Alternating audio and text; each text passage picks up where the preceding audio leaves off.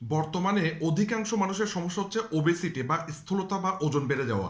এখন প্রবলেম হচ্ছে ওজন বাড়লে সমস্যা কি? ওজন বাড়লে সমস্যা হচ্ছে আপনাকে দেখতে বিশ্রী লাগবে, আপনার চলাফেরা করতে কষ্ট হবে, এবং সবচেয়ে বড় বিষয় হচ্ছে অনেকগুলো বড় বড় রোগ আপনাকে আক্রমণ করবে, যেমন diabetes, cancer, fatty liver, heart attack, stroke, প্রজনন ক্ষমতা কমে যাওয়া, এই ধরনের রোগগুলো আপনাকে মানে আক্রমণ করবে।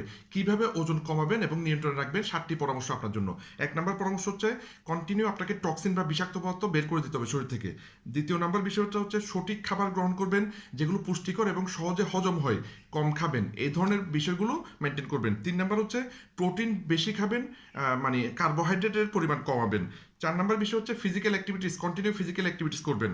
5 নম্বর বিষয় হচ্ছে হাইড্রোজেন ওয়াটার পান করতে পারবেন, হ্যাঁ। আর 6 নম্বর হচ্ছে সঠিক ঘুম এবং কোনো ধরনের দুশ্চিন্তা নেই। 7 নম্বর হচ্ছে রোজা বা উপবাস রাখা। আমার ওজন আমি 7 কেজি কমাইছি, কিভাবে কমাইছি বিস্তারিত জানতে যোগাযোগ করবেন।